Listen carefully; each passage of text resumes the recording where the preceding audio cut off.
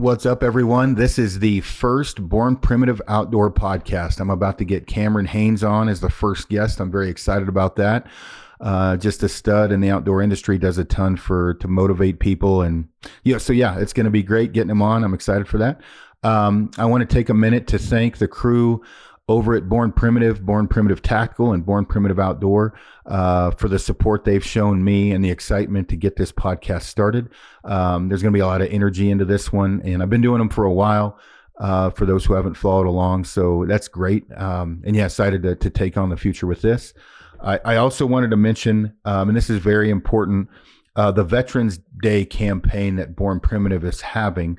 What they're trying to do is get $5 million or raise $5 million to put towards veterans' medical bills. They've already put $2.5 million into that.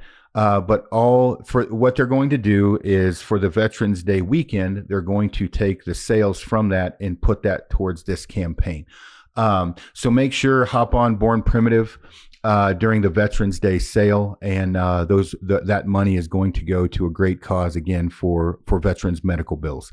As far as that, after that, again, the appreciation for Born Primitive and what they're doing for me, I can't thank them enough. I'm excited to get this going and what the future holds. So stay tuned for Cameron Hanes, and thank you all for tuning in.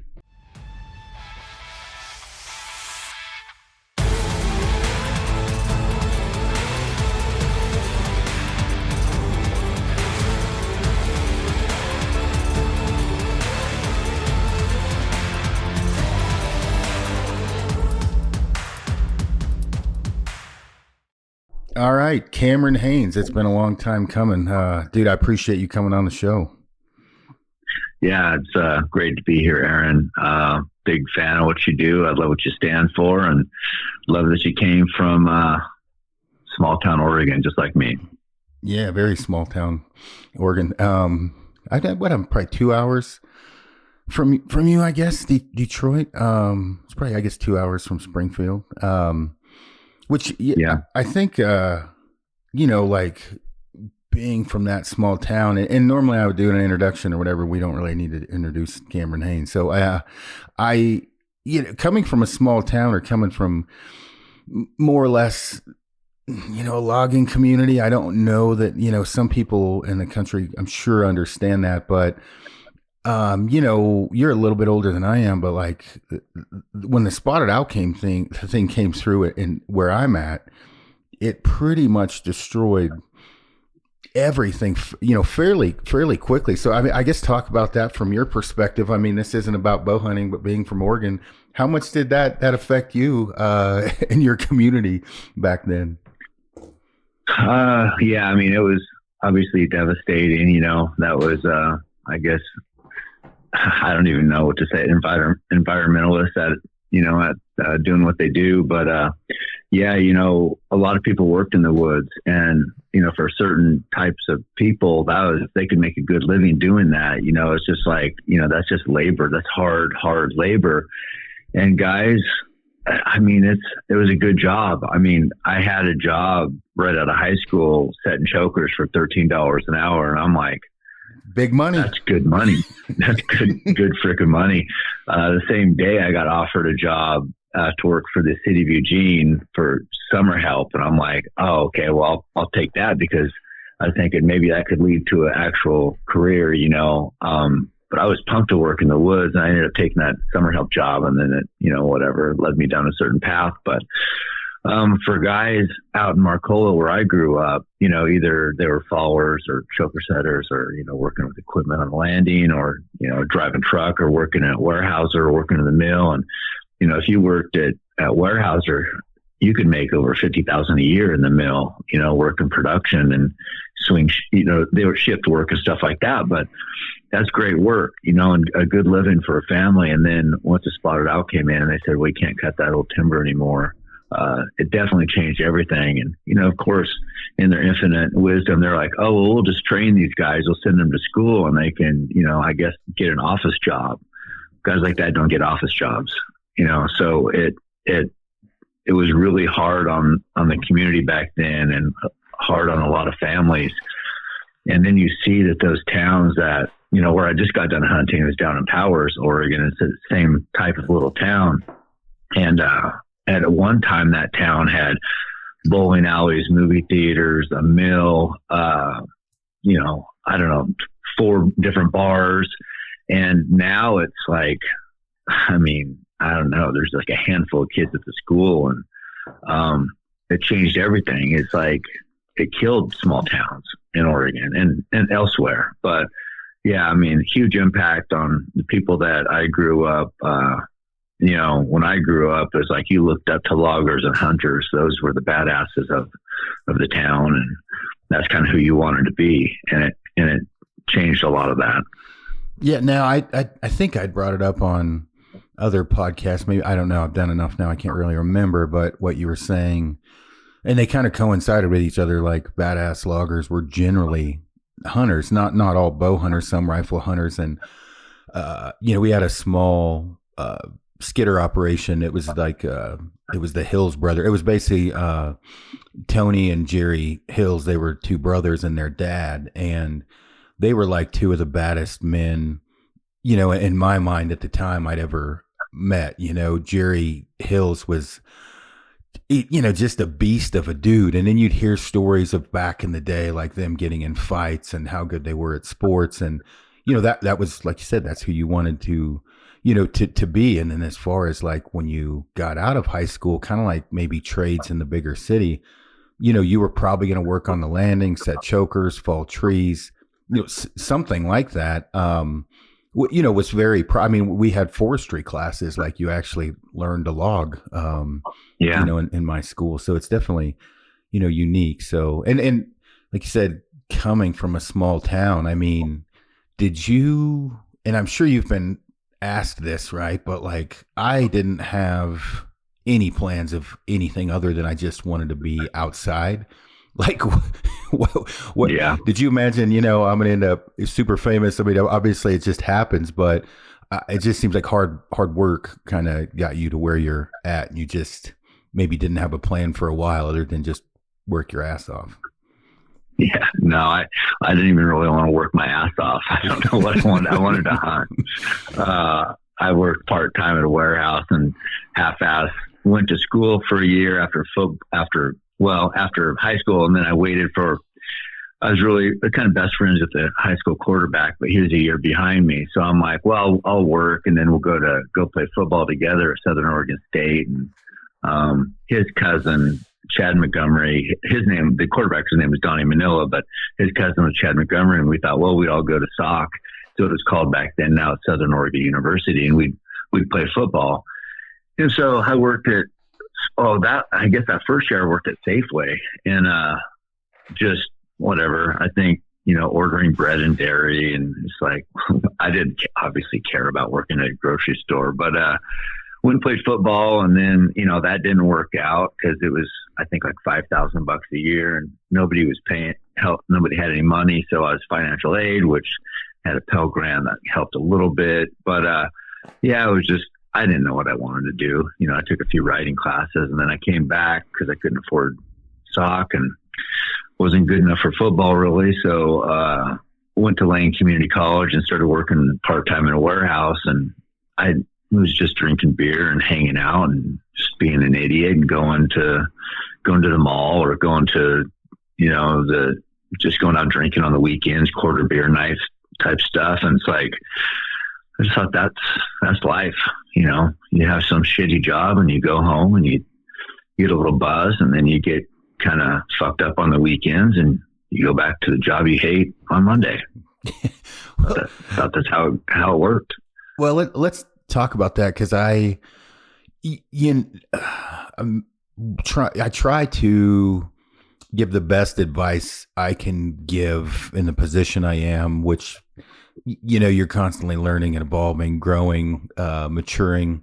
Sometimes in my case takes a little longer than others. And so like the one thing I really try to stress to people that I kind of have the same as, I just wanted to be outdoors and kind of winged it, right? Is, you don't have to live that life, I guess is what I'm trying to say. Is like you're a product of your environment and you see that, but you can do more. And a lot of times, it's just a matter of taking a step in a direction that you're not comfortable with. Like I've had guys get a hold of me like, I really want to be a guide. What do I need to do? And I'm like, well, just call a bunch of outfitters.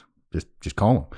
And well, what's it take? And I'm like, well, you just move over there and you're going to have to wing it for a while. You're going to be unemployed after the season ends. So then you might have to go find something else. But, when you're young, that's a great experience and opportunity. You're not beat up yet. You're young. You don't really need that much money.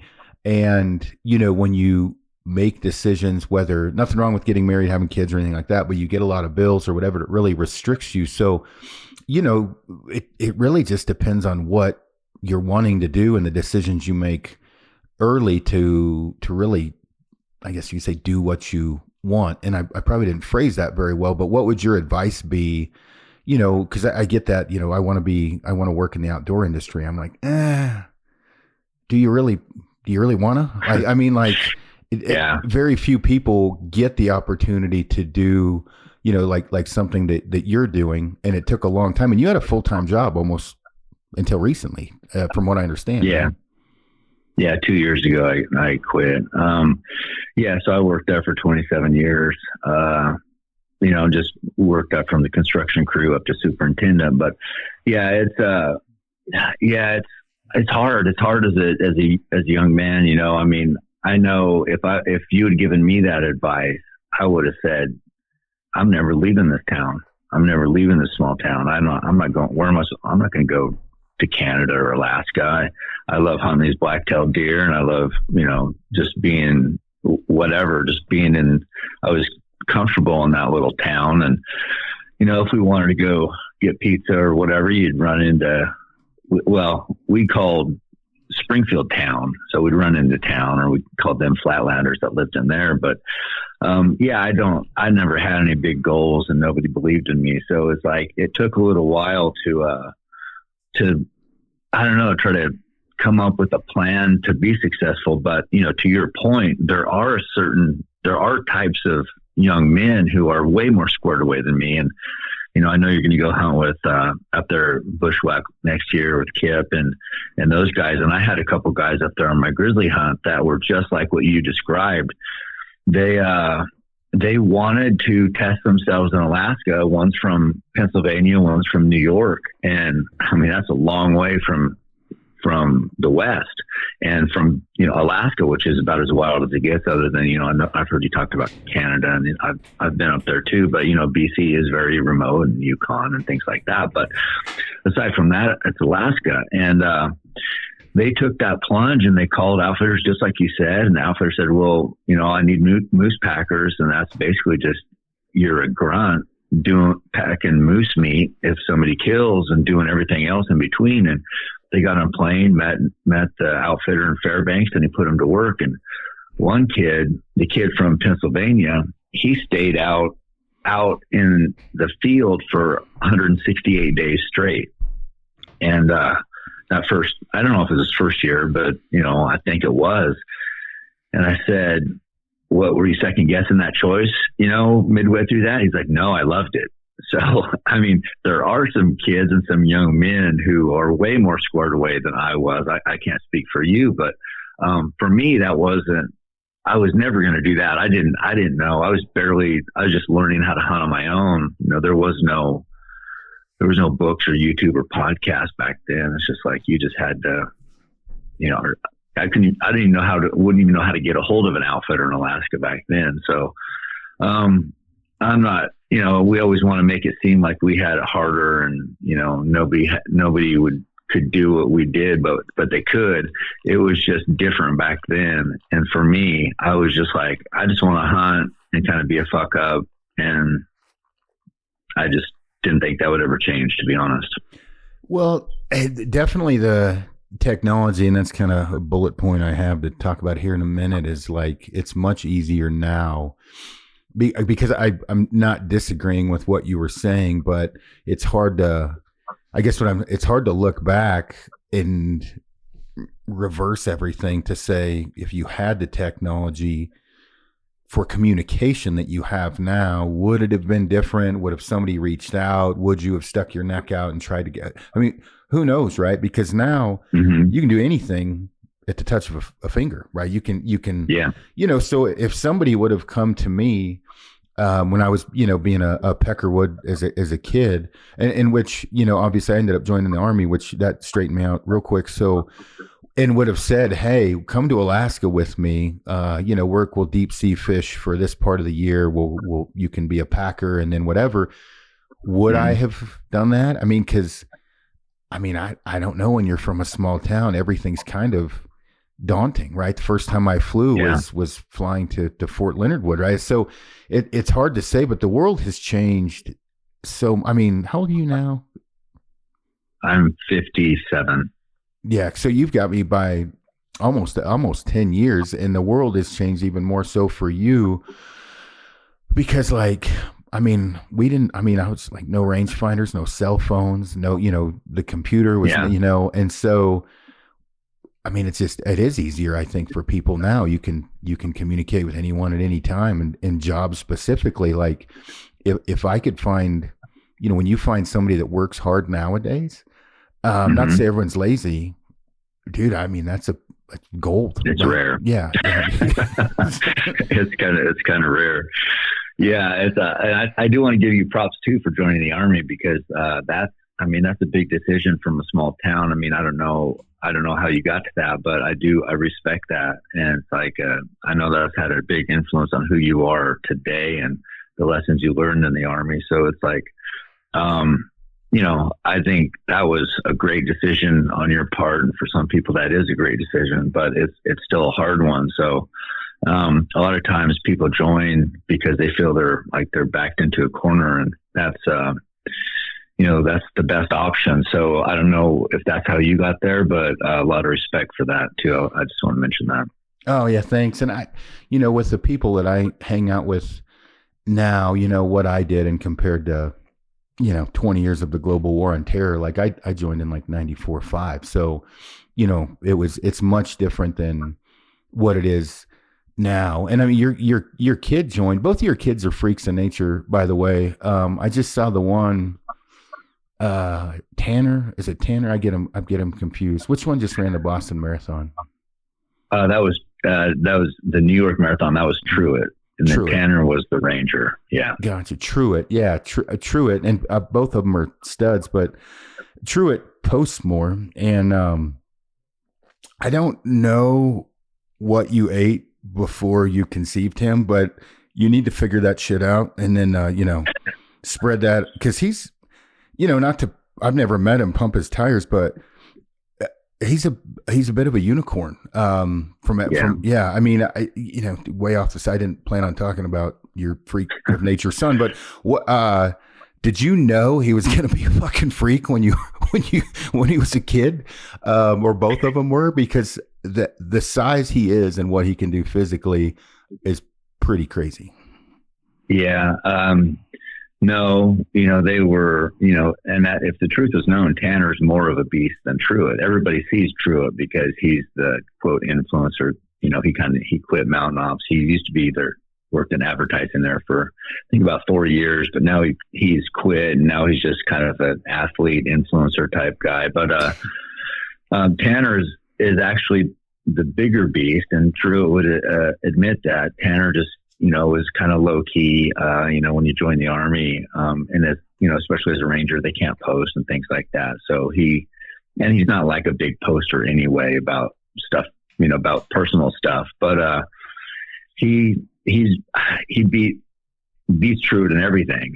So, I mean, he's like the big brother thing, but, yeah, I don't know. I mean, as far as raising kids, I definitely don't think I did it right, but I did push them very, very hard. And because I just knew from growing up that life is competition. And if you're going to be anything, you're going to have to outwork,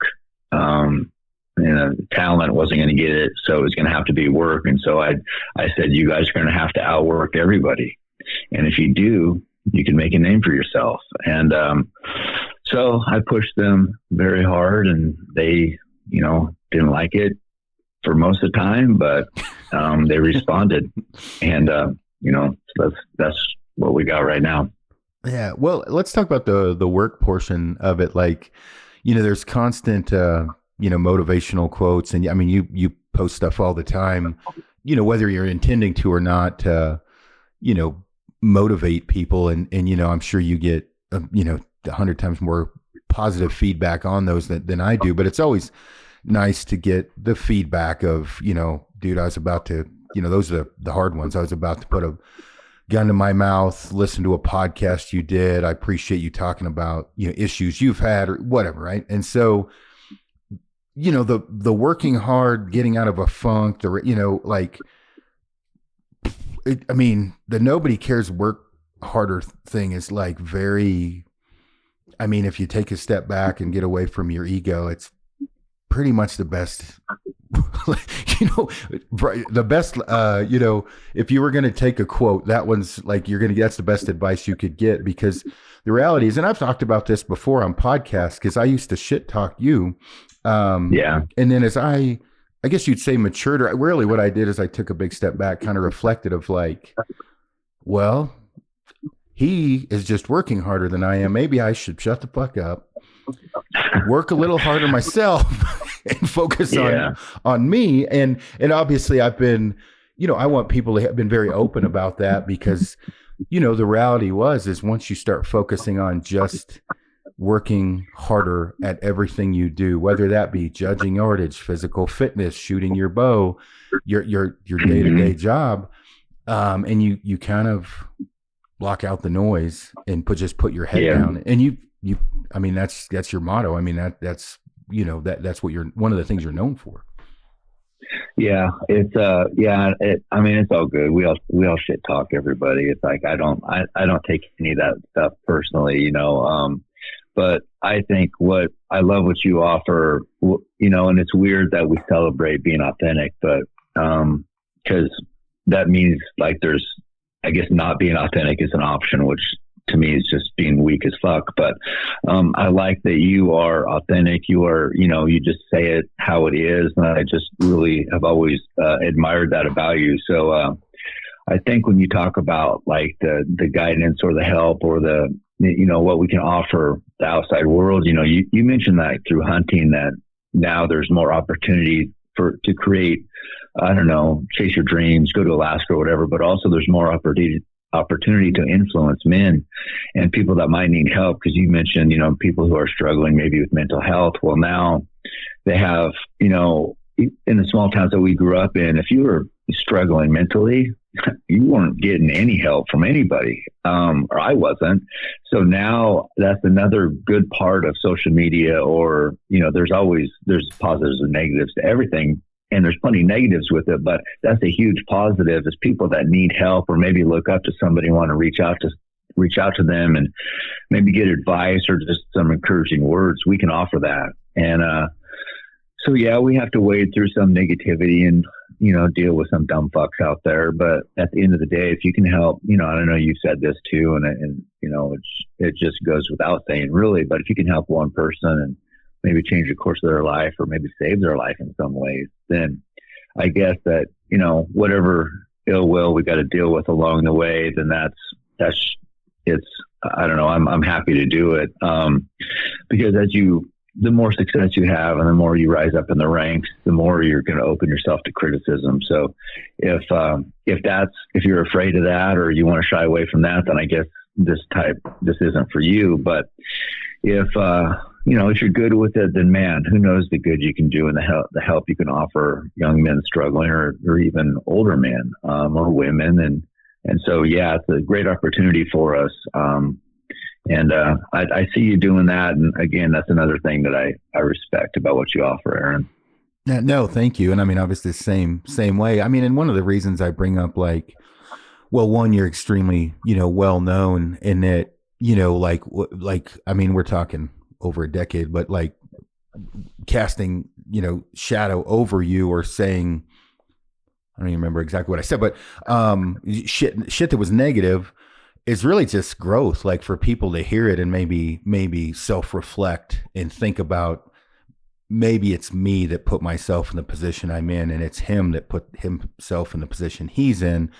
And it wasn't luck, and it wasn't whatever. It was just hard work, and to help, like, again, because it was a big eye opener for me to, I say eye opener, whatever you want to call it, self growth of like, look, I just need to do me.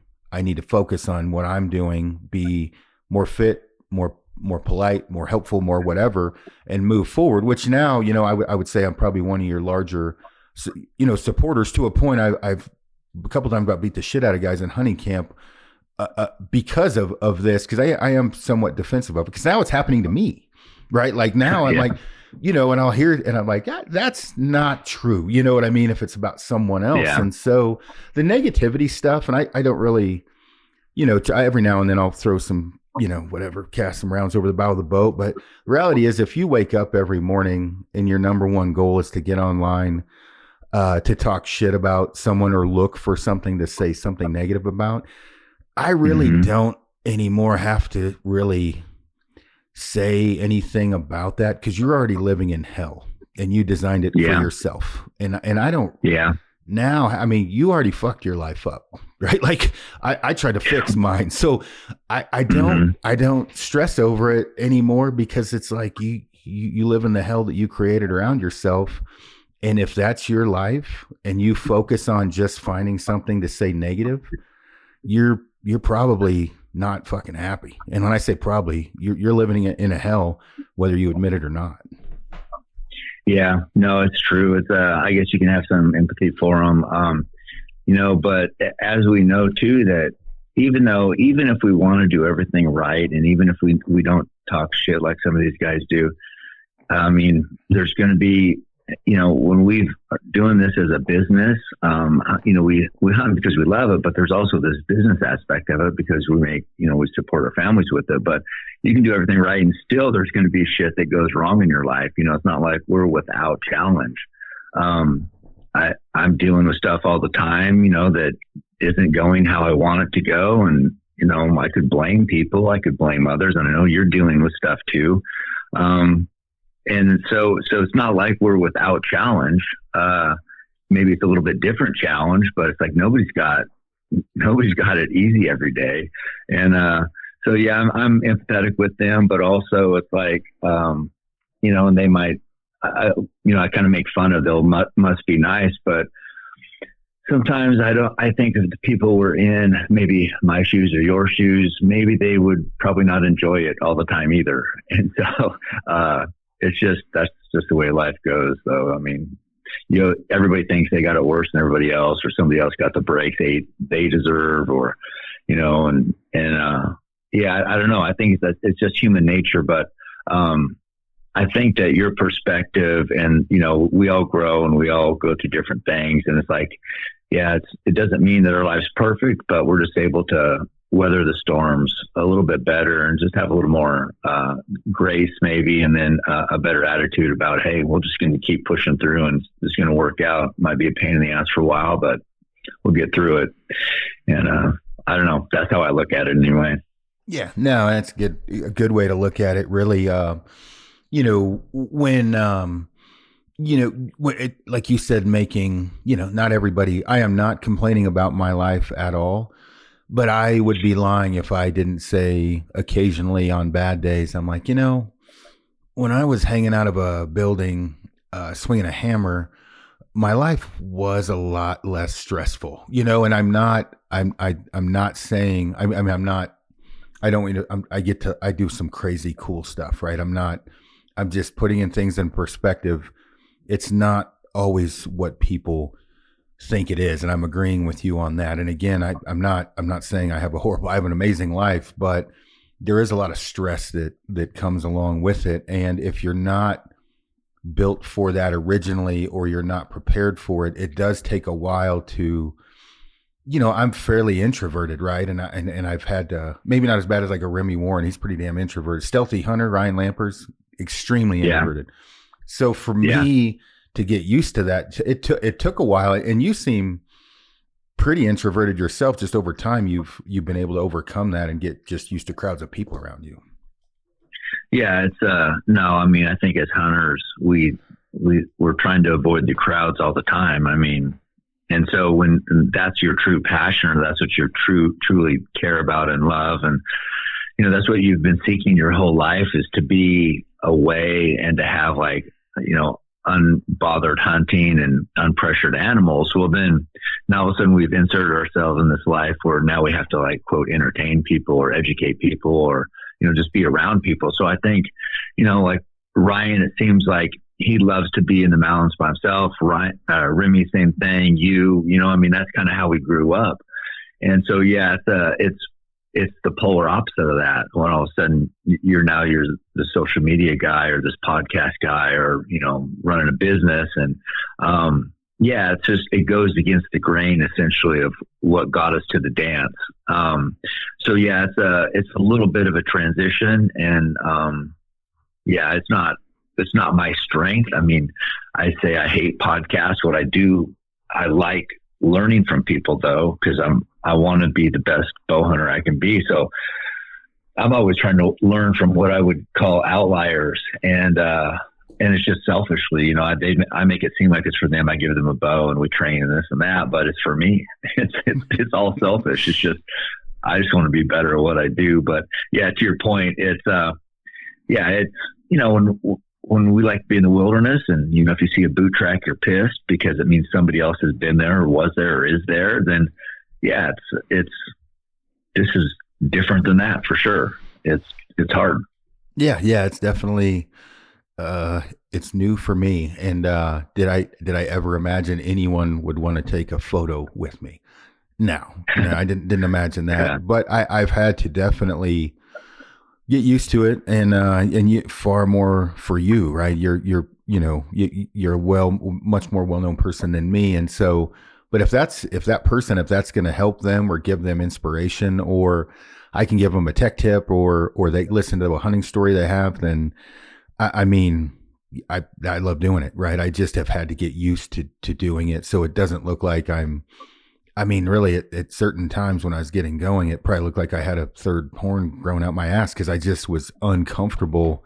Like, why does this person want to get a photo with me? This is weird. Yeah. And, you get used to it, but yeah. There's worse things. Oh yeah, exactly. It just took a bit for me to kind of wrap my head around it. I figure it's somewhat the same for you, but for sure. Moving on. One of the things that I was going to bring up that I had probably, as far as comments go and people shit talking, I don't know, thousands of comments. You were on the Rogan podcast, and something about a trailhead, about Rogan had said something about move to a different trailhead. I think it was find another trailhead, stupid. Yeah, that one. So that was like, so keep in mind, obviously people know, I know you, and I know Rogan, and I'm friends with everybody anyway. So me looking at it, I was like, yeah, that's not happening, right? Like, obviously when I say that, the days of finding land that's not touched is very, very difficult, and so people heard that. You guys are very much at the top of the game when it comes to influencing, and it became this huge, there was shit all over the place, right? And people were getting like, what do you think? And I'm like, I think that Joe made a comment off of his knowledge base and what made sense to him. And I certainly don't think we need to hang him in the courtyard and throw stones at him, right? I think that, I'm sure, I have no doubt he'll get plenty of comments from this, but people were like, why didn't Cam say anything? And I'm like, I don't know. I wasn't in Cam's mind at the time. And they're like, well, I'm sure you would have said something. And I'm like, that's easy to say, but I can tell you there are many times that a week later I've thought, man, I probably should have said something. Yeah. Or there's a week later I've thought, man, I should have shut the fuck up. But when he said that, were you thinking anything, or was there anything crossed your mind, or were you prepared for the dumb shit that came across your table after that? Oh, no. I can't remember how the conversation went, but it was mostly just kind of, I think we're shit talking probably a little bit about Steve's brother, I believe, Vernella's brother. I don't know. It's like, it was mostly just kind of joke, just shit talking. It was, whatever. Everybody shit talks, but if people want to look for things to be offended by, there's plenty out there. I think if I reflect back on it now, I can't even remember the context. I didn't go back and listen. Of course, I saw the memes and I saw people getting all worked up about it. But, I'll just say, when I, hunted the Eagle Cap all the time, if I pulled up to a trailhead and there was, 20 horse trailers and 30 rigs, and I would be like, I wouldn't go there. I mean, I would find another trailhead. It's like, it's not terrible advice. It's like, if the trailhead's jam packed, you're probably going to have competition. Now, there's a couple options. If every trailhead's packed, I guess you got to figure out, you go back in there, you break down the maps and you find a place. Most of those horses, they stick to trails. And so I would always hunt off trail, because if guys couldn't get horses there, they weren't going to go there. Because if they kill something, they have to pack it out, and Eagle Cap can be pretty rugged. So I did that exact same thing. I mean, there's nobody for me to talk to and say, hey, stupid, except myself. Yeah. I say, why are we going to pack in here if there's a million people here? So it's not terrible advice. I think the problem was that, Joe hasn't technically, hunted wilderness or public land, he has hunted public land. He hunted deer with Ornella before. I think that was his first kill one time in Montana. Then I know they hunted for Sitka blacktail. So, he has hunted public land. It's like, whatever, but so what? So he didn't grow up hunting like we did, with fucking no money. It's just like, he can still have an opinion and he can still talk shit. It's like what we do. It wasn't at a one specific person. It's just like, if some place is crowded, find a place that's not crowded. And it's like, that's what I've always done, whether it's deeper in the wilderness or off trail, or, find on this logging country here, find a road that's washed out and go past the washout where people can't drive. It's like, could he have worded it better?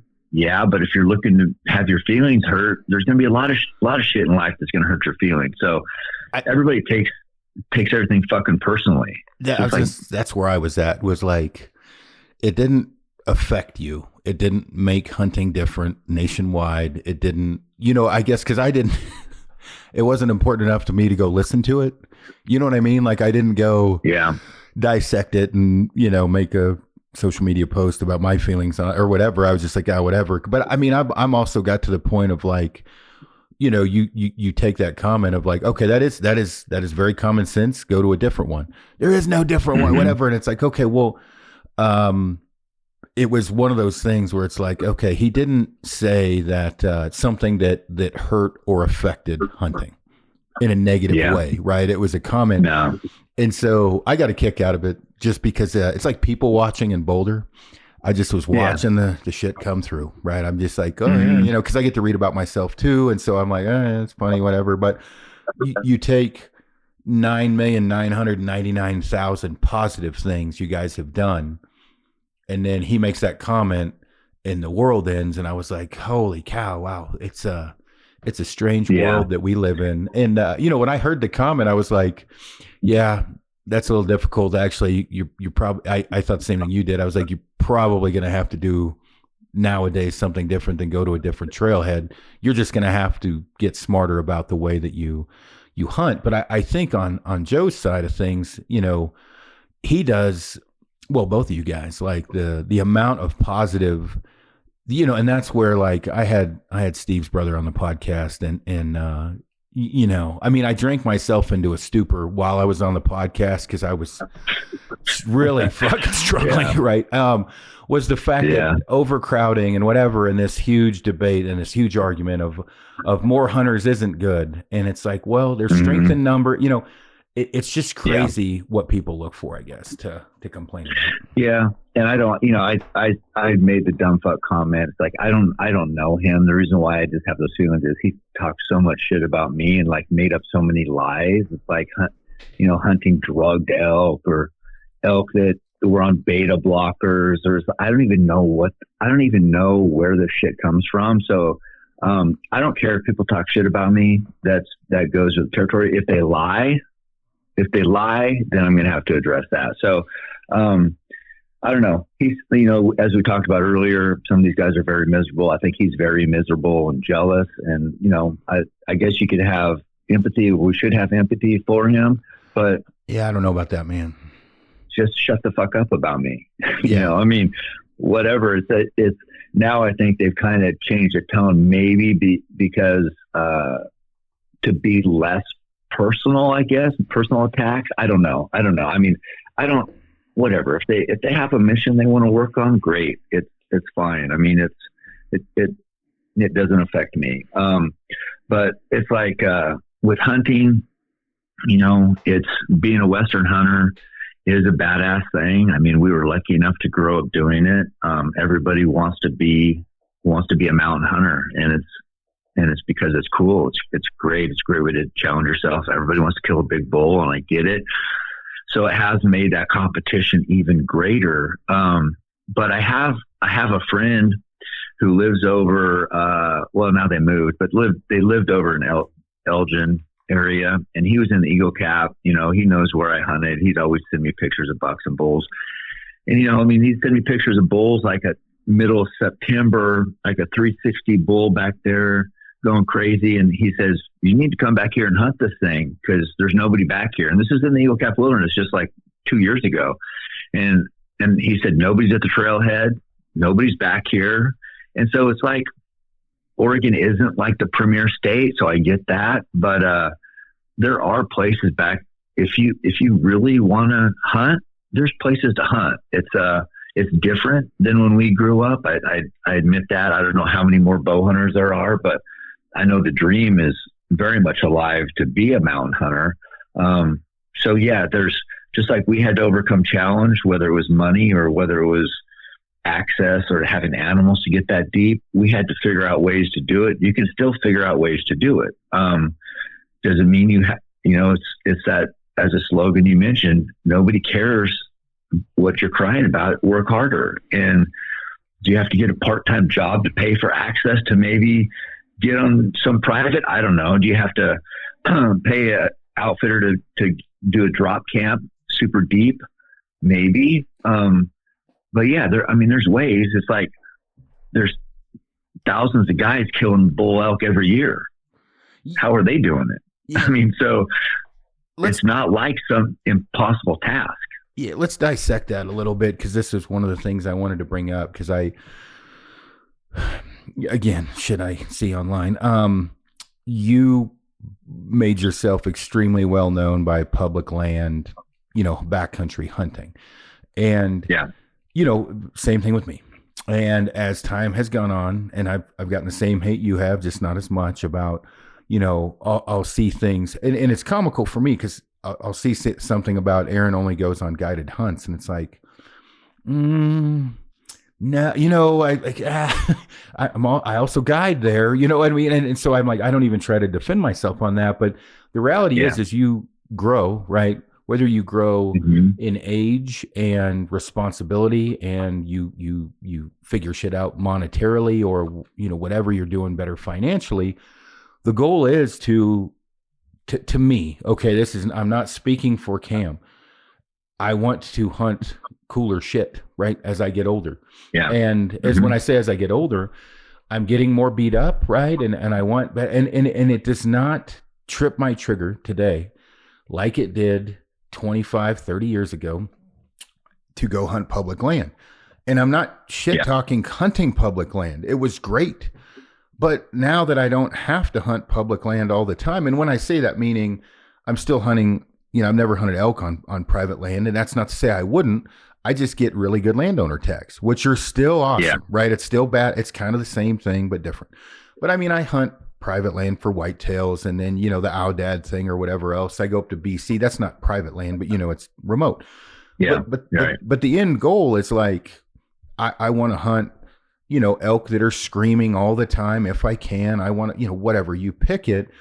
And for people to get really spun up about that has been, and maybe that's as I've matured, but this never really was something I ever cast shade over anyone about, was, am I going to fault somebody that has more money than me that can do cooler hunts?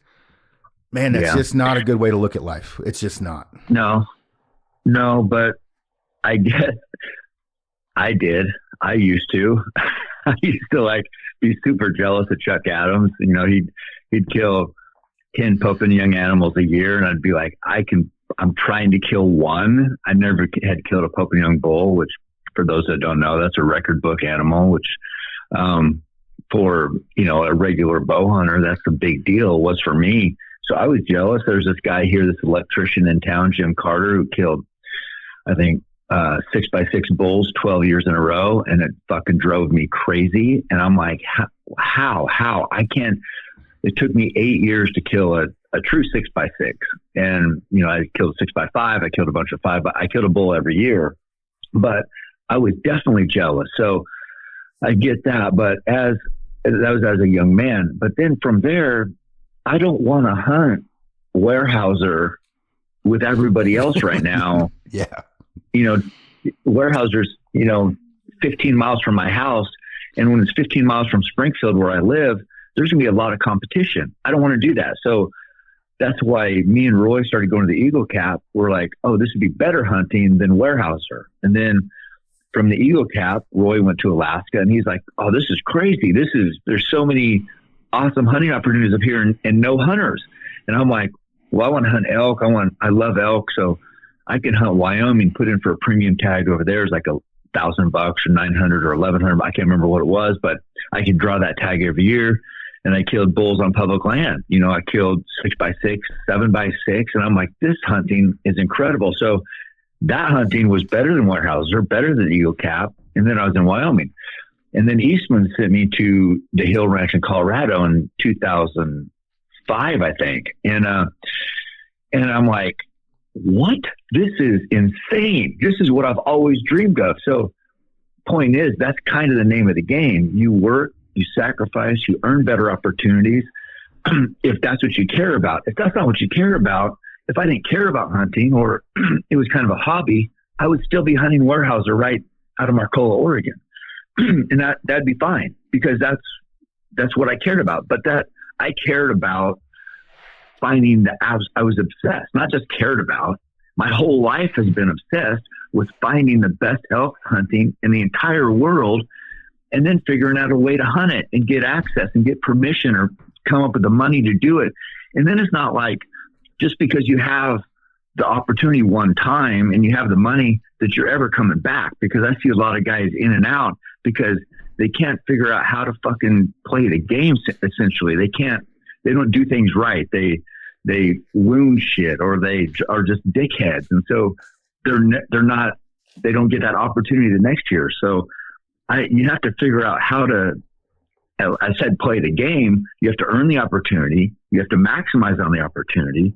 And then you have to figure out how to get along with other men who are very type A, because that's guiding, that's hunting, that's outfitting.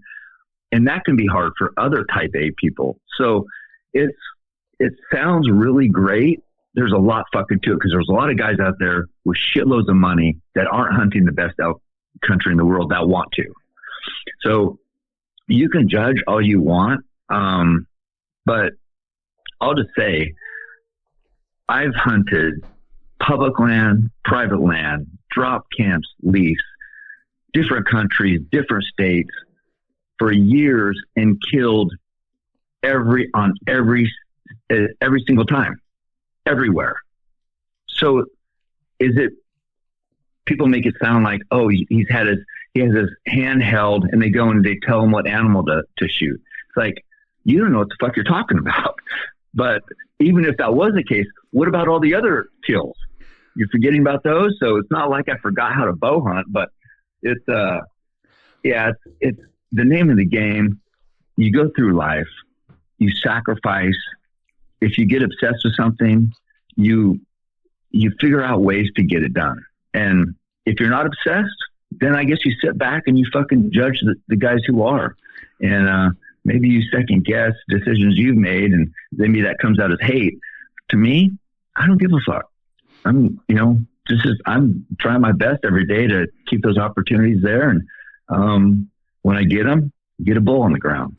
Well, I think what changes people's And I'm agreeing with what you said, and what what I always look at it or try to explain to guys, because I've had very in-depth conversations, because I'm pretty aggressive when I need or can be with conversations with guys when I can meet them in person about certain things they've said or whatever. And when I say aggressive, I'm like, hey, let's I'm going to put some shit in perspective for you. Like, oh, you know what I mean? And when I say that, would tomorrow, if I don't know, whoever, Johnny Lunch Bucket has the opportunity, he met a guy that, and these are realistic scenarios. Guys broke down on the side of the road, flat tire, no jack. Pulls over to the side of the road, gives the guy a hand, being a good human. That guy turns out to be a landowner. He sees a sticker in your truck, a bow in your back seat, says, hey, you bow hunt? Yeah, I bow hunt. Man, I have got, let's say whitetail or mule deer, 3,800 acres of the best mule deer hunting. Man, do you want to hunt it? Like it's the least I can do. And I'm giving this story because this shit happened to me. Yeah, man, that'd be awesome. Now it's my opportunity to be respectful, open and close the gates, swing by, say hi, bring the dude beer. Don't act like a fucking moron when you're on the land, right? Do your thing, and hopefully you get invited back. Be a good human. And then next thing you know, right, that's your land. You get to hunt that land all the time. Would you give that land up for the greater good of saying, I don't hunt private? That's what some of these people, it seems like, they would say. And it's like, look, as opportunities grow, some of those opportunities are because you're a known person and it's marketing. Like, hey, come hunt over here. I'm an outfitter, come hunt, right? Or whatever, right? Some of it's, like you said, it is kind of playing the game, resourcing, like J. Edgar Hoovering the shit out of it, right? Like you have got to learn, like, who's got land, who doesn't, right? Where can you get access? How do you get access? And some of this is just literally like figuring out a way to boundary hop, right? Like, hey man, if I kill an elk back here, if I give you like $500, can I cross through your land to get it? Right? Like being resourceful. And anyway, it's always amazing to me because I mean, I know, like, I think you hunt the San Carlos, who's not going to hunt that if they can? And when I say that, you have structured your life around hunting, financially, physically, mentally, everything. You can go hunt that. I guess if you're addicted to elk hunting and you wouldn't go hunt the San Carlos, you should probably see a fucking therapist, right? Like, I mean, if that's and so that's where it gets weird to me. It's like, why would he not hunt that area? And people are like, how come you haven't hunted like the San Carlos? And I'm like, well, I have so much shit going on. I have, you know what I mean? Like I'm in BC for a long time, and then I come back and then like whatever, my buddy Rotier, Brian Rotier, he's got Rotier Outfitting. You should go up there and hunt. He's funnier than shit, right? Up in South Dakota. Then I go hunt with him, and then my buddy Scotty. I'm like, shit, believe me, next year if there's an opening and I don't have an elk tag, I'm fucking going, right? I just have it, right? So it's weird, and I'm talking too much. I just this portion of this conversation, I'm like, if my dad gives me a car at 18 or 16, I'm not giving it fucking back, right? No, Dad, I'm walking. Oh. Yeah. So anyway, it's I mean, this will be empty words, but I will say, like, for a lot of people, if they did hunt San Carlos, I don't know, it's a lot of pressure. It's so expensive, and there's so much pressure to not fuck up. Because if you wound, I mean, if you draw blood, you're done, and that's your bull. And it's like, as we know, bow hunting you're not making perfect shots every time. So there's, a 400-inch bull comes in or gives you an opportunity, but they're wild. So it's like, you know how bow hunting happens. It happens quick. You got to take advantage fast. And if you fuck up, which I fuck up a lot. I mean, I'm not perfect, but I try to be disciplined. It's so much pressure. I don't know if people would fucking like it because, say between tags, tips, this and that, 70 grand. So you got 70 grand on an arrow.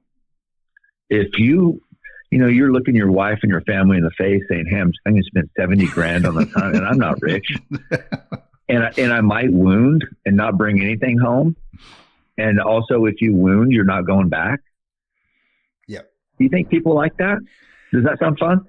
No, well, I mean, keep in mind from the guide perspective of this, I have to sit down with fucking guys like you before we go, and I've got to lay it out very clearly. Like, okay, look, Cam, if we're at 70 and I'm saying shoot, and you shoot, don't blame me that I pressured you. I'm just telling you, you have a shot. Like, I don't want to hear it. And this happens. It's fucking not a fun conversation of, well, you told me to shoot and it was past my effective range. Or you have to have some serious coming to Jesus meetings before the party starts, because, in some cases when you have $100,000 sheep or a $30,000 goat or a $70,000 elk, it's like, okay, look, if it was too technical of a shot, don't blame me. It is up to you not to hit that trigger. I am just telling you the yardage and it's broadside, or you know what I mean, or whatever. And yeah, I mean, you're right. I mean, it's one of those things that, and when people are listening in, like, you've never been on a guided hunt, for the most part, you draw blood, you're done. Even if you hit, I don't know, the knee, right? You're done. Yeah. And on a lot of them, you sign a wounding contract policy or whatever the hell, and that's it. Yeah, you're right. You're done. And once that arrow leaves or that bullet leaves, you own it. And I think people are used to, with public land, it's like there is no audience. It's just you and your moral compass, I guess. And I'm not saying people get out there and wound stuff all the time, but it's definitely different. You can, if you catch a bull in the knee and you graze it and you're on public land and you whatever, you make a good effort, or some people don't make any effort. Fuck, I don't know. But you keep hunting. Well, that doesn't happen on some of these hunts. Those animals are so valuable, and then that's their resource. You sign up to play that game, you fucking play by all the rules. Yeah, and I can tell you those rules are not, they don't fuck around. They're not deviated from. Like, I don't care if you're Jesus Christ, you're done hunting. Because that's how they make their living. Yeah. Yes. And I know as a guide, I'm sure you see both ends of that. And I know there's nothing worse. I don't guide, but I take a lot of people hunting. I love taking people out, and, I love taking new hunters out, and it's not like new hunters make perfect shots all the time. So I know how much it hurts, how the disappointment, and that's not even on like an expensive hunt. So it's not like just because it's expensive, it hurts. It hurts on all of them. And hunting is fucking hard. It is hard. And most people fail. I mean, what, 10% on elk? So 90% of the guys out there fail. So something that's so hard, you have so much tied into it. And when it doesn't go your way, man, that's tough to deal with. And so whether it's a premier animal, a giant 400-inch bull, or a 3x3 blacktail, it hurts. I don't know if it hurts the same, but it hurts different, and it's not fun. And that's kind of what we sign up for. But yeah, I don't know. It's everybody has an opinion, and a lot of people have opinion, haven't walked in the shoes on like a real like premier type hunt, or especially like a sheep hunt. I mean, yeah, I've been on a couple of sheep hunts, and like if you wound a sheep, man, I can't even imagine how devastating that would be. And I think you've guided sheep, so I don't know if you know about wounding, having a hunter wound after saving up their whole life for that, but that's kind of what it's about, and that's probably difficult. It is difficult, and I mean, actually, somebody that I'm not going to mention a name, but bow hunting mule deer.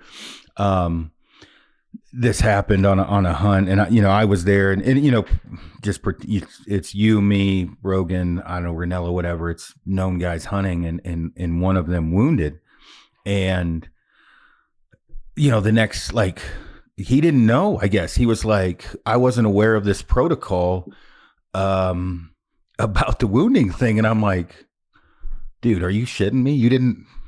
Everyone knows it. I mean, Yeah. it was a heartbreaking, because I'm like, dude, you're done. That's your deer. Like that, Mm-hmm. you know, and it was one of those things where I'm like, holy cow, like this is definitely something I took for granted that I thought he knew, because Yeah. he's like, well, I probably wouldn't have taken that shot. And I'm like, okay, that's not what I want to hear. Like that doesn't sound good at Right. all. Like, so you, Mm-hmm. you know, it was one of those kind of a deals. And yes, I have seen that happen on very expensive animals, to where it's like, look, dude, we may find it, right? We may get back on it, but you're done, right? And so what you have in the tank now, especially on these more extreme, like the backpack hunts, like extreme backpack hunts, it's like, if you have gas in the tank, we'll keep going. You know, Yeah. so I'm going to push you as hard as you can to try to get back on this thing. But as of today, you're done, right? I'm sorry, Mm-hmm. and this sucks. And well, can I pay for another one?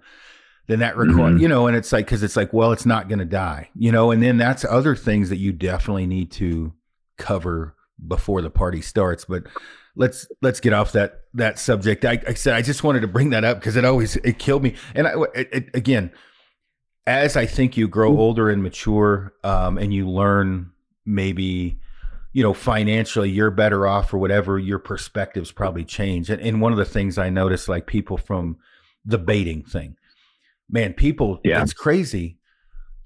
I mean, a few guys I know in Idaho just go crazy over baiting whitetail. And I'm like, so wait a minute, Mm-hmm. you baited bear this year and that was okay. But Yeah. but baiting a whitetail's bad. And it's weird because it's like, look, when in Rome, if you want to hunt over bait, hunt over bait. If you don't, Yeah. don't. But don't, you know, cast shade over guys that hunt over bait. I mean, I'm just more like, if you want to hunt in peak underwear with a blowgun, fuck, if that's your deal, have fun, you know. And that's another thing that gets pretty spun up on the baiting thing, especially because you guys can bait blacktail in Oregon, right? Yeah. Yeah. Definitely changes the game. It's you know, for the most part, though, you're baiting does here anyway. The bucks are cruising, and you're just trying to get does to hang around, and hopefully a buck comes by. So it's definitely no guarantee, but there's no guarantee with any baiting, really. It's like baiting is just another way to increase your odds. You know, we do things all the time to increase our odds, whether it's, you know, we change our arrows, change our bows, change our poundage, buy clothes, whatever. I mean, we're not trying to hurt our odds. You know, I mean, we're not trying to make it, I guess if you switch to recurve, you're trying to make it tougher. But for the most part, it's, you know, you're trying to put the odds in your favor. So yeah, I mean, baiting helps, but no guarantee for sure. Yeah. Well, I think I mean, I consume a massive amount of wild game every year, and I hunt the shit over bait. I mean, I hunt over bait like a fool in Oklahoma and Texas. Am I going to shoot a big buck over bait? Probably not. You know, generally the bigger bucks I've shot are not over bait, but does, yeah. Yep. I like eating whitetail, and I'm hunting over bait. And I've had a ton of guys give me shit about that. And I'm like, I get it, but you know what? I'm going to do it. I really don't care what you think. It's legal down here, and I consume a minimum of 400 to 500 pounds a year myself in wild game. I need all the meat I can get, right? I'll shoot does over eating corn, and I'll do it with a smile on my face and don't give a shit, right? It's just, like you said, it's another resource. And the thing that does get a little bit weird is, I'm like, man, if you want to make it more difficult, I wouldn't bring a rangefinder. You know, grab a recurve. Game cameras, fuck those things. No, they don't use a game camera. So it gets very whatever, twisted up ball of snakes, but. Yeah, you can take, but it's like hunters, you know, I've said this before too. Hunters are, you know, type A in general, because to be a hunter, a successful hunter, you're going to be pretty confident in yourself. You're going to be pretty able. You're going to be, you know, a problem solver. And so those type of people are very competitive. And that's why we get into these discussions, you know, with amongst each other and kind of argue back and forth, because it's just like, that's kind of the nature of the beast. It's like, we're competitive people. And so that lends itself to talking shit for the most part, until you get to a point where, you know, then once you grow, then you're like, yeah, I mean, you know, and I talk about this too, and I mentioned in my book, but Rogan, I learned this from him. It's like there's enough cake for everybody. And just because you're winning doesn't mean somebody else couldn't win, and vice versa. So, but for a long time, I was like, I wanted to beat everybody. I, I mean, everyone was competition. And now I'm just like, no, I mean, I want you to win. I want, the guy down the street to win. I want to win, of course, but yeah, somebody doesn't have to fail for me to win. And that just takes a little bit of maturing, I guess. Yeah. Yeah. I mean, whatever, we all grow. So, I think that, you're talking about like the archery stuff, the bow build poundage thing. That's something that gets, brought up. And, these are things this is for my own personal enjoyment why I'm bringing them up. Cause, the poundage you shoot gets brought up a lot. And, it gets brought up to me, and I'm like, look, I shoot 80 to 90 pounds. So if you're looking for me to say it's a bad thing, you probably came, to the wrong kiddie pool. The way that I look at it is you should shoot the most weight you can comfortably. And if that's 65 pounds, rub some funk on it, right? If that's 95, because not all humans are built the same. I'm not going to go tell Brian Shaw that he shouldn't deadlift 800 pounds because I can't. What do you talk about that a little bit? I mean, I just want to shoot, when we started bow hunting, it's like, that's kind of what you did. I had an Oregon bow that was 90 pounds back in 89 or whatever it was, or 90. And, you had to shoot or a Golden Eagle Super Hawk Turbo Cam is what I had. And it ended up breaking in half at the handle, but because I also shot 2114s, which probably weighed like 300 grains, but, we just shot heavy bows. So you had to do that to still only get like 220 feet a second. Well, nowadays the bows are more efficient, but why wouldn't I shoot the highest poundage I can comfortably shoot? Because, I always just say that, you don't have to, I guess, technically, but, I'm not hurting my odds by shooting heavy poundage, and I will kill everything you'll kill at lighter poundage, but you won't kill everything I'll kill. So, I mean, if somebody wants to argue about that, then, I mean, they're just being stupid, because you can't predict, of course, a perfect double lung that, might blow through a rib or miss a rib. 40 pounds with a nice cut and tip head is going to go through there for like a woman or somebody who can't pull a lot of weight. And that's great. But we don't always hit right in the lungs. I mean, sometimes that animal reacts. Sometimes you catch a shoulder blade. Sometimes, you never know if that animal is going to take some of the momentum of the arrow on impact or spin with it or something like that. So I want to have some room for error. And, of course, I'm trying to make a perfect shot. I'm very disciplined. I don't take frontals. I don't, I'll say that, but I took one last year at 2 yards. Just kind of got caught off guard on a bull, but, for the most part, I haven't taken a frontal for, 20 years. I'm always broadside or quartering away, and I'm very disciplined at that. And still shit happens. So if shit happens and I'm not perfect, I want some room for error, and higher poundage gives me room for error. I shoot a pretty heavy arrow. I guess, close to, I think it was 486 this year. And then 491 on this last hunt. But, I mean, if I have to get through some bone, I will. And that's what I want. If you're going to make perfect shots every time and you're going to aim right between the ribs and that's where you hit every time, then I guess you're better than me and you can shoot 40 pounds. So that's how I look at it. I think that, I will say I am not, my ethical compass is definitely flowing farther from north than yours. I will take frontal shots and I will push the boundary. But I'm able to do that because of the bow build and the poundage and the arrow weight and everything else. And I've tried to explain that to people, whether that be at hunting camp. I'm like, this isn't a shot that everybody should have taken, whatever. And it's like, I try to stress, like, I know the parameters, right? I know the limits. And if I wasn't shooting I mean, I'm at like 28 and a half for 88 right now, doing 280 something, right? So Yeah. probably not too far from you. I think my draw length's a little bit longer, but it probably That pretty hits close. hard. Yeah. Yeah. And That so hits hard. I'm able, like the other night, I shot a doe. I had the new Hoyt, and it's a heavier poundage bow. And when I shot, the doe spun and hit the clavicle and blew straight through it and went out between its front legs. That would not have happened, and it was actually fair. It was actually pretty much perfect when I shot, but whitetails are pretty quick. And if I would have had a different bow, it would have stopped at that scap. It wouldn't have made it through.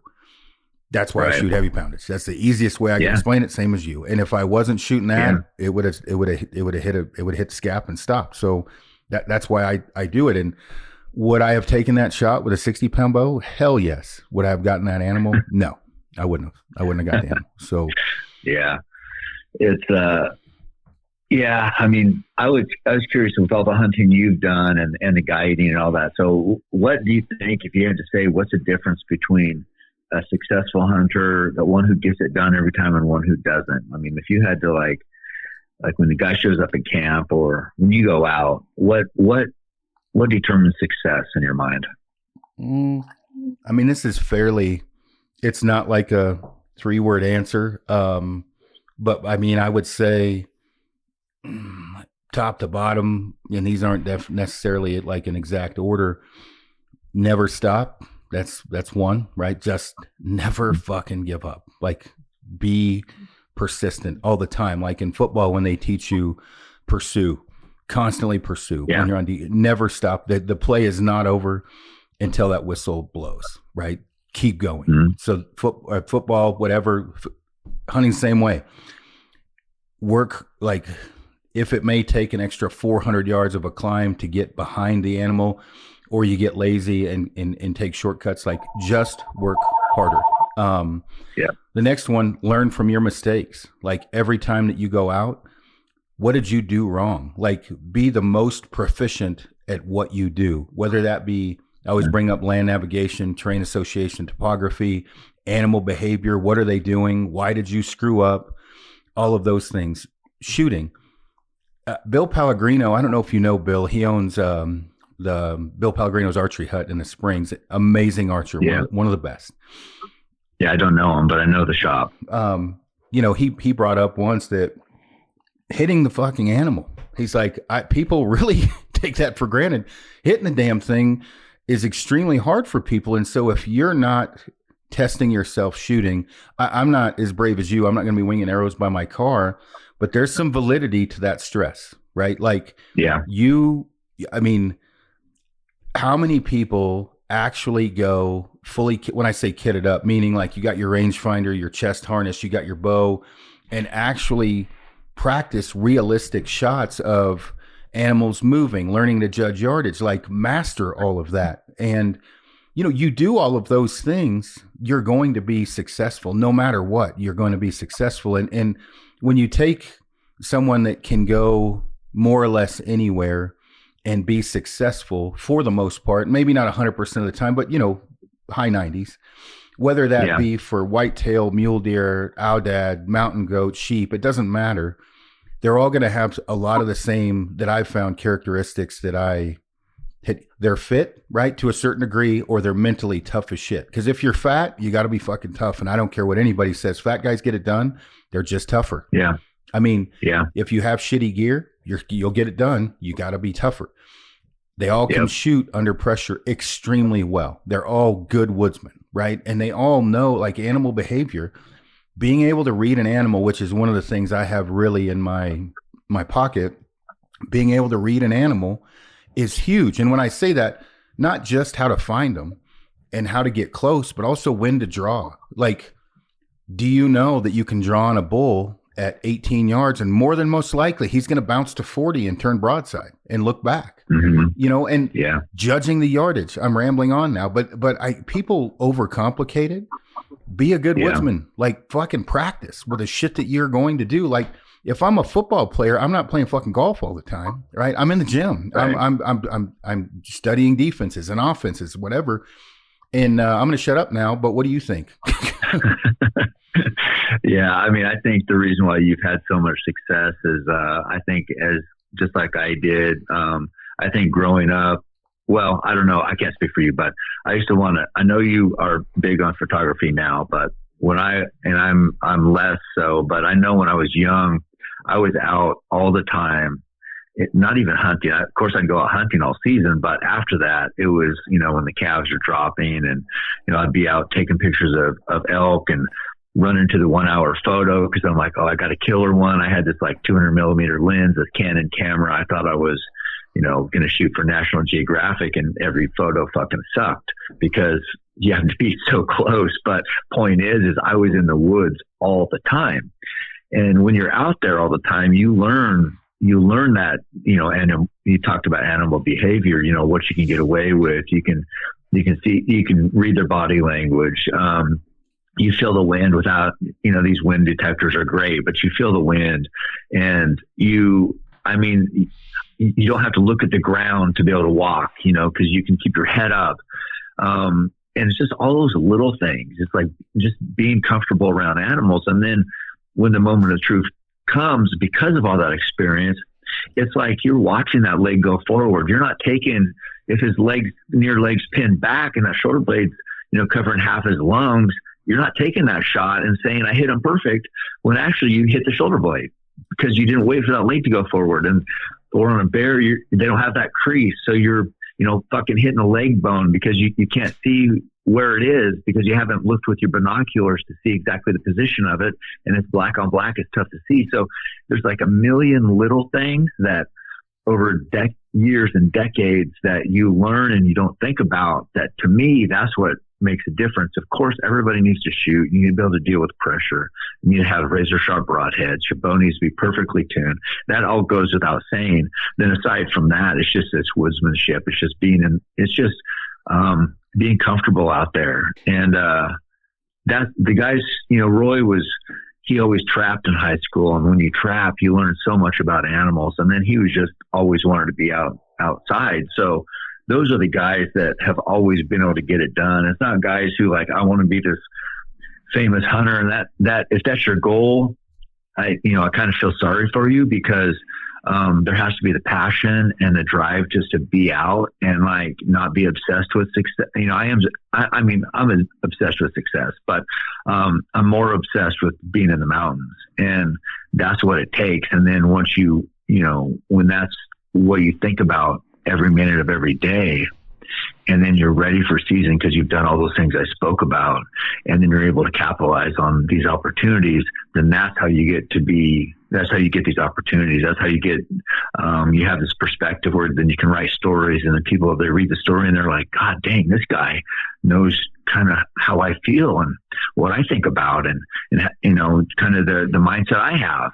And then you build this following, and then all of a sudden you have influence. And when you have influence, then these companies want to be like, hey, you want to try this out? And then you get more opportunities. But if your goal is to just be, I want to be famous and I want to hunt San Carlos and I've killed, 3 bulls, it's going to be tough.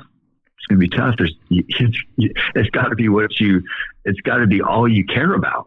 And I think that gets forgotten sometimes. But the guys that are successful that I admire, they're the guys who I just described as like, they just love being in the mountains and they love the pursuit and just what the mountains give them, spiritually. Yeah. Yeah. And I mean, adding to what you said, just kind of comical thing here. One of the things that you'll hear, maybe after the first day of guiding someone, I'll make the comment, not to them, but to Rotier or Scotty of something to the effect of like, yeah, he didn't own a Red Ryder when he was a kid, meaning yeah, you learn a lot from youth, right? And some people, I'm not talking shit about people that start later. I'm just saying like when a guy pulls up and you start to guide him and you learn really quick, like he probably shot some shit in Wranglers, right? Like you know what I mean? Mm-hmm. Like this dude's a gangster. And, that's one of the things that I will say, kind of add what you were saying as a kid, when you're doing hood rat shit, shooting blue jays, you shouldn't be shooting or squirrels with a BB gun and learning. I mean, you don't know it at the time, target acquisition, right? Getting on target, learning animal behavior. I mean, that starts young. And you learn it like these courses we teach. When you have someone stock an animal that you're grading them, you learn real quick that they probably never blown an animal out because they've never done it. And so advice I've given and try to make sure it's like, hey, I'm not trying to be a know-it-all. It's the fact that I have fucked up everything humanly possible multiple times. Yeah. And the advice I'm giving you is off of my own failures, right? Like, and trying to let people understand that way. So. Yeah, it's I think for rifle especially, and I haven't rifle hunted in over 30 years, but I take people out, and like you mentioned, that target acquisition, that's so hard for new hunters. And what I'll do is and anybody can practice this as a new hunter, or if you're taking your wife or girlfriend out, or even just some guy who started later in life, is I took Katie out and I was having her get set up on the sticks, and there's doe or a spike, pretend there's going to be a big buck walking out because, it's a rut here, and a big buck could walk out or get up that was better than the unit we didn't see. But finding that animal in the scope, and then, you turn it up so it's magnified, and then they come off of it, then because the scope's magnified, they can't find it again, so you got to turn it back down. And finding, just looking over the scope and finding the animal, getting down in the scope and turning it up, it's all that little stuff. In crunch time, you don't have time like that. So I kept going through with her, on every deer we'd see, okay, let's pretend like this is happening. And I just see a lot of new hunters that, she had done some of these tactical games, SIG, whatever that is, SIG, I don't know what it is, but anyway, shoot SIG hunter games. Yeah. And they shoot a lot. So, finding the target was fine, but how finding a deer in a unit, shit, that can be tough for people. And, but that site acquisition, that's what costs a lot of people opportunities with a rifle, is they just can't get on that animal fast enough. And you can practice that all the time. You can just pick out things and pull up your gun and be right on it. Quicker you can do that, the higher your odds are going to be. Now with a bow, it's, that's usually not the case because you're in bow range, of course, but that's where it's that body position. People, they see oh, he's perfectly broadside. And it's no, he wasn't broadside. He was quartering too a little bit, but he wasn't broadside. And it's people, I think they just, I don't know, they get so caught up in the moment, and they want the animal to be broadside, and they want to get that arrow on the way, that they just ignore the reality because they see what they want to see. And I think the only way to learn from that is tough lessons, and tough lessons hurt. But those reps, you talked about the Red Ryder, that's how you learn all that. And if not, then you have to have a good teacher that walks through that with you. If you didn't learn that as a kid, and that's fine too, but you have to be open and willing to learn. So yeah, it's a hell of a journey we're on. No, it is. Adding to this is also after you hit the animal, what to do, what the animal is doing after, the arrow, bullet, whatever hit. It's a lot. And when I say that, I'm lucky enough that I get, much like yourself, to hunt a lot. But I also, with all the different animals, guiding, you get to see a lot of animals hit the ground or not hit the ground, unfortunately. And what you were saying about it was slightly cornering too, or whatever, once an animal's hit, when, it's good if it's a couple people watching at least, as you can kind of assess. But a lot of people are where'd you hit? I don't know. Where'd it run? I think this way. What was it doing? I'm not sure. And so, I get, and I'm sure you do too, a lot of people send me messages on video of, hey, what do you think happened? Or a blood trail of what happened. And the bottom line is, it just takes time, a lot of time and experience, and you still can get it wrong after an animal's hit. And when I say that, meaning where you put your arrow, where it went through the animal, what you thought happened, all of those things is just experience. And the more that you have, the better, well, you should anyway, the more successful you're going to be. Because what would you say, how many animals as a rough guess, have you seen hit the ground from your buddies as well as yourself? Oh man, hundreds for sure. But yeah, I mean, it's been a lot. And you learn. I mean, I still learn every time. I can think. When you talk about once that arrow hits, then it's like there's two different parts of the hunt. It's before you shoot and after you shoot, and they're both. I mean, the after you shoot is obviously almost more critical. So I can think about this year. I spooked this bull in Colorado, and he went up there, and it's a long shot. But I had this, and heat of the moment. I had this lane through the timber, and the bull stopped, and I thought it was a good opportunity, not a picture perfect opportunity, but it's seldom they're picture perfect. You just kind of take advantage when you can. So I shot, and I'm like, God, that arrow seemed like it took a long time to get there. And I knew it was a longer shot, but it sounded good. And so I'm like, okay, didn't get it on film because he spooked and different wrong angle. But anyway, I told James, the kid who works for me, I'm like, stay here. I got to go. I want to go look at this real quick. So I want to see what my arrow looks like. So I just snuck up there very quiet. And as you have to do, because you don't know, that animal could be bedded right there, and you blow him out and you never see him again. But I stuck up there just because I was unsure, and it was getting later, and it was going to be kind of, I mean, luckily it was in the bottom of a creek. So it stayed cool even though it was September, but I wanted to decide what I was going to do. And so I got up there, and I saw his tracks go down over the hill where I couldn't see. They're digging down in, and then I see blood, and I'm like, okay, I did hit him, and it looked to me like liver blood. So dark, and on the one side it didn't come out. I shoot a carnivore, so it's tough to get a pass through on a bull elk at that distance. A little bit quartering away also. And so, but it looked like liver blood. So I snuck back down, and I told him, I said, I looks like I got liver. I'm going to give him some time. And I said, I want to sneak out of here. But I said, we need to be as quiet as possible, because that bull could be laying there listening. And once they get up from a liver with one hole in it, I mean, they can go away. So they can live for a long time on a liver hit, as you know. And so we snuck out of there, and I ended up coming back at the morning because I was looking at the temperature, and I was thinking, I wasn't sure, but I thought that liver, and I know they can live 12 hours on a liver depending on where you hit it.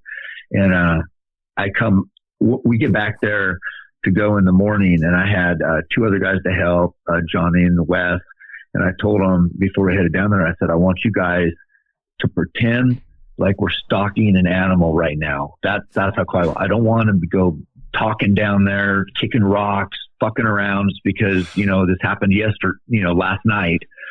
I want to pretend like we're stalking this bull right now, because we could be. And so we get down there, and we blood trail him, and he's 200 yards and dead. Liver shot, just like I knew. Meat was great. Everything was fine. And he's a 389 bull. I mean, a giant bull. I didn't even know he's that big. But the point is like all those little tiny things I could have fucked up. And maybe years ago, decades ago, I would have fucked up. And, maybe I would have tried to blood trail him that night that I hit him instead of in the morning, and pushed him and never got him. And, to lose an animal, I don't care if it's 389 or, like I said, a 3x3 buck, I give the same effort on every animal that takes an arrow from me.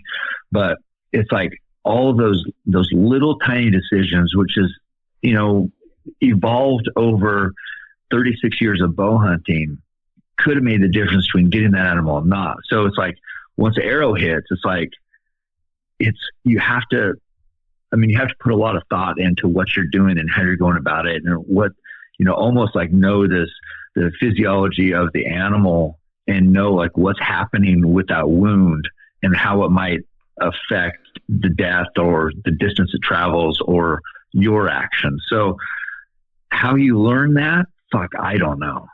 I don't know how you learn it other than just, fucking blood, sweat, and tears. Yeah. And no, 100%. And I mean, I would say how you learn it is you fuck it up and it gives you a Mhm. very like, don't touch the stove. You don't really learn to not touch it until you touch it. Well, you touch the stove on a couple big animals or small animals or whatever, you're going to Mhm. remember what you did wrong. And in my case, I'm more aggressive because I've been really lucky with decision making and shoot. I say shooting ability. Like I'm not Levi Morgan, but I mean being able to like liver. I'll go in 4 hours on a liver. But when I go in Mhm. 4 hours, you would think that animal has a gun shooting back at me. Like how careful I Yeah. am going Right. in. And that's a personal choice, but I have been lucky with doing that. I know other guys that have not, and they'll fist fight you if you try to go in early. Like we're not Mhm. doing it, and again, that's experience. That doe I hit the other night, I'm trying to shoot a buck, but she came in alone. I'm like, this is perfect chance. And a big dry doe, when I hit that scap, I mean, dude, right when I hit it, I was like, fuck. Because, if Yeah. you haven't hit a scapula, when you do, you'll remember that noise for the rest of your life. I promise you, it's very echoing. So I'm like, Yeah. shit.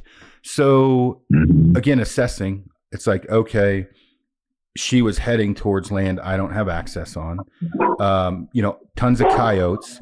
I'm going to give it a little time. I'm going to get out of the stand, and I'm basically going to still hunt my way to her and see if I can get Mhm. eyes on. Hopped out of the stand. I blew through her heart when it came through. She went 100 yards and Mhm. died. But Nice. most, like you're talking about noise, complacency, like you have to pretend like that animal's going to shoot back. You have got to be careful because that first push they have, even if it's a liver hit, which was fatal, Mhm. that push can be a long ways before they stop, and Yeah. you'll never get it. Yeah. And I'm not, I don't care whether it's 4 hours like what you do or 12 hours like what I did, as long as you're thinking about it, as long as there's some thought to it, and you believe and there's a reason why you're doing this. Just bombing down through there trying to, head up, looking for your animal, being too noisy, that's stupid. That's not respecting what needs to happen. So the fact that you go 4 hours and you're pretending like it's going to be shooting back at you, I respect that. You had success that way. You've put in a lot of thought into it. This is the best options you think for recovering that animal. And that's great. But I just want people to think about it and think about what happened and not, the complacency is why people lose animals. But yeah, I mean, it's, it's an imperfect science for sure. As we're talking about this, I want to make sure people understand, err to the side of caution of what Cam is saying, not what I'm saying. I should mention that the don't do what I do is what I'm saying. Like if you get to a point as you're writing your book, your own book, and you feel comfortable with that, always err to the side of time. Time kills everyone, including me and Cam. As we're talking right now, we're dying. You are certainly Yeah. dying when you get hit in the liver. Wait. Like when in doubt, wait. Do not listen and say, well, Snyder said it. Don't do that shit. Wait longer. I promise, because I'm going off of my experience and truthfully shooting ability to get a second arrow in them, ability of glassing. And I'm not saying this as an arrogant thing. I'm just saying that it's better to wait. Like, especially if it's Yeah. cold, it's better to wait because unless there's other circumstances, coyotes are one. If there's a pile of Yeah. coyotes in that area, that's when you got to start. Like, I mean, honestly, if Cam and I were hunting and he hit one where he said he did, and especially a deer more than an elk, I would be arguing with Cam to like, dude, let's go in there. Like, you're going to lose Mhm. it. Like, you're going to push it. Now, Cam may tell me to fuck off and we're not going, but there a conversation, a calculated decision needs to be made off of that specific situation you're dealing with at that time. Just don't go in there dumber than shit. Like you said, kicking rocks. Like make a plan and make sure it's very calculated. So Yeah. It's, yeah, I mean, there's no 100% right way or wrong way to do any of this stuff. But yeah, that's where those years of experience come in. And it still doesn't mean that we're making perfect decisions every time. Shit's hard. It's very hard. We're killing an animal with an arrow. But man, it's amazing when it works. Yeah, I know that, but it can also be heartbreaking. I've had to deal with a lot of, when I said blood, sweat, and tears, there's been, heartbreak in there too. And that's how you learn those toughest lessons. Hopefully some people keep, they got to fuck up about 20 times and still maybe never learn. But if we're doing it right, we're learning on each experience. Yeah, no, for sure. The recurve was something that helped me learn even more, good, bad, and different, but there was a lot of blood, sweat, and tears with the recurve that made me a better, hunter, no doubt, but you got to kind of evolve, if you go from a rifle to a bow, then to a recurve or whatever. And the thing is, man, it's an experience. And yeah, I mean, we're so grateful to be able to hunt and do everything that we do. Not to, get too kumbaya, but enjoy it, right? Don't focus on the negative shit. Like, get out there and have fun. Like, people are like, I'm going elk hunting for the first time. Any advice? I'm like, have fun and learn. That's my advice. Like, have fun and learn. Mm-hmm. Yeah. It's, I just always think how lucky we are to grow up. There's times when I guess we could have cussed where we grew up because of the circumstances. But man, we're so lucky because look at all that we learned and had to overcome. And that's a big part of why I'm where I'm at now. And, I would guess where you're at is, all those challenges made us fucking tough, I guess. I mean, I did take Dan Staten up to run, right out of Detroit there. My brother is a psycho ultra runner, and I'm like, hey, I said, I got this guy, I said, you ever heard of elk shape? And he's like, yeah, I think so. I said, well, let's make a memorable experience for him. I said, where's the steepest run that you know of? He's like, oh shit, that's out of Detroit there, right off the lake. And he goes, there's 3,000 feet and about 3 miles. And we can do that a couple times. And I'm like, fuck, sounds perfect. But that's some steep country right there. Yeah, that definitely makes you tougher, especially hunting in cotton hoodies and jeans. I mean, I 100% agree, and I don't want to keep you on here too much longer, but however you're raised, like in the case like you're talking about, like I wouldn't change anything, right? It made me tougher. It made me appreciate what I have now. And honestly, when times are harder, it definitely makes me maybe more resilient. And I would say you're 100% the same way. And even packing out an animal, there's some people that can just go, my buddy Lance Banning, become friends with pain. You'll never be alone. Yeah. If you can block out pain and just make the best of it, like your mental, what you make of it is what it is, right? And if you just sit there and bitch and piss and moan, then it's going to suck. You can make a really shitty situation a really fun one. You just have to have the right attitude. And I think being raised the way that we were, I would agree with you 100%. Yeah, it's I know it sounds like we're going to wrap it up, but I did want to ask you, are you going to hunt brown bear or grizzly up there next year? Brown bear. Okay, cool. Yeah, I've shot some grizzly. The one animal I haven't shot that I want to shoot is a brown bear. And oh, sweet. The thing, like, Kip Folks is an amazing, person, right? To me, right? Kip has always been very good to me. He's funny. He's a good dude. And, people were like, why'd you go with Kip? And it's like, well, the area is good. But,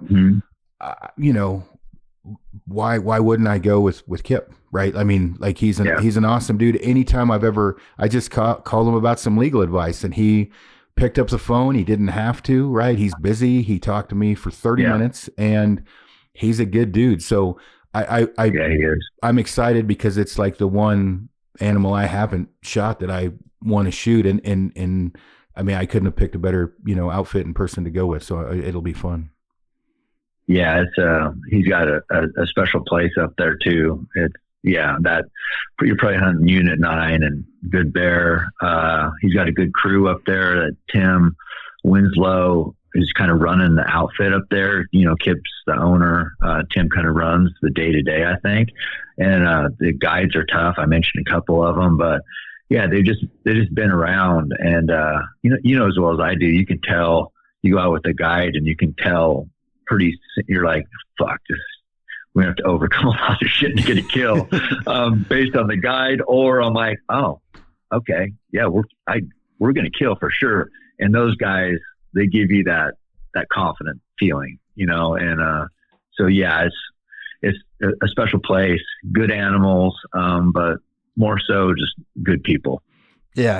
And it's what does he call it? Bushwhack Adventures? Yeah. Yeah. So, I mean, as we're saying it, let's throw a sales pitch out for Bushwhack Adventures. Kip's an amazing guy. I haven't went and hunted up there. It sounds like you have, but I don't know where they're at booking wise. But the moment when, I found out again, he took that over or whatever, I was like, hell yeah, I'll go. So I think, we're going to film it. He had talked about maybe having Brandlin film it. And again, it's been my thing since I was young. It's something I wanted to kill. So it'll be awesome. Hopefully we can get a film so people can follow along. And I'm excited about it. Yeah, you'll love it. It's and it'll make a great film if Brandlin does it for sure. And that's what we want. Not everybody's gonna be able to go hunt brown bear or grizzly. So if we can share that experience on film, then that's a win. But yeah, I think you'll love it. And I don't know. Yeah, I don't know if we mentioned his last name. It's Kip Folks. It's Pacific Waves 13, I think, on Instagram. But his outfit is Bushwhack Alaska or Adventures. And just he's about like you, and how he feels. You'll know it. What he's thinking, you're gonna hear it, and that's what I like. I like people who don't beat around the bush. And he's a great guy. A lot of success at Under Armour. For many years.